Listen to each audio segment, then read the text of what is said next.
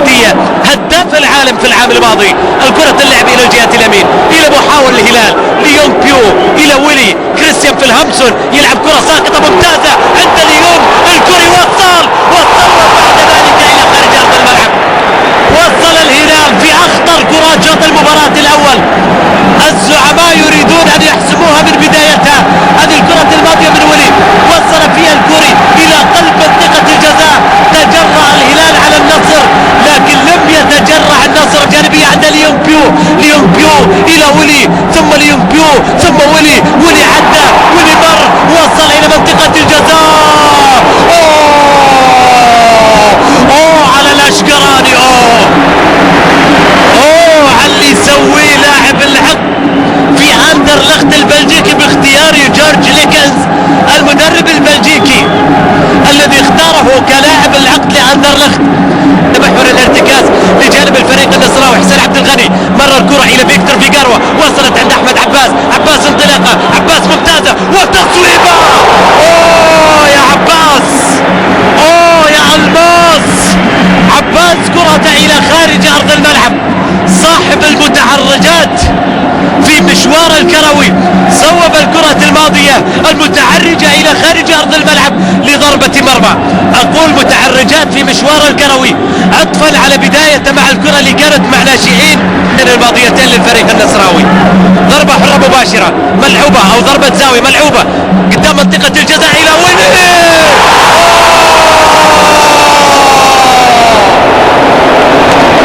غبار الرياض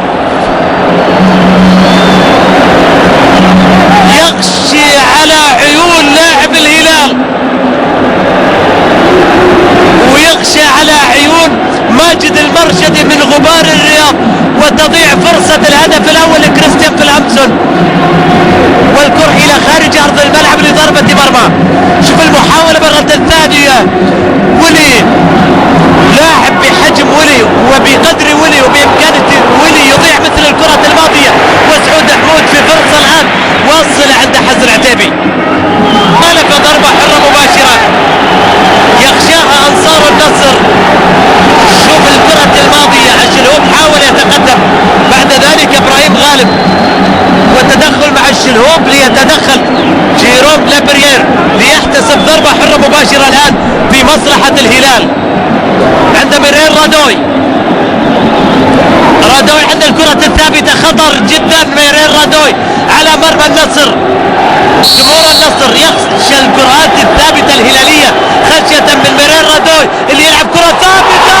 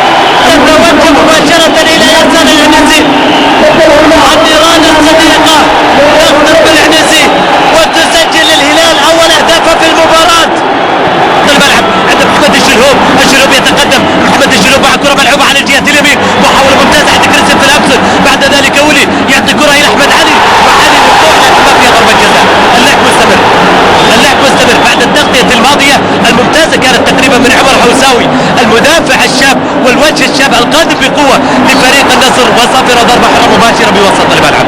عمر هوساوي القادم من نادي الشعلة بالفئات السنية واحدة من الأسماء القادمة بقوة في خطوط الدفاع لفريق النصر. هذه المحاولة بين أحمد علي وعمر هوساوي بعد ذلك وقوع من أحمد عرفة على مشكلة في خط الدفاع.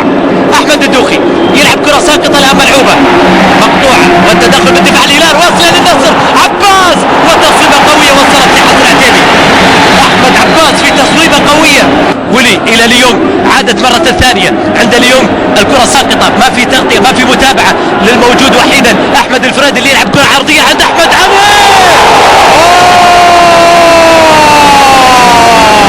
وطار النسر الفرعوني وكاد أن الاساطير الازرق ببطاقة المباراة وببطاقة الترشح. شوف العرضية، شوف العرضية، وشوف النسر الفرعوني حينما يستعرض، والكرة عبد الله العزي يطلعها الى خارج ارض الملعب الى ضربة زاوية لصالح الهلال.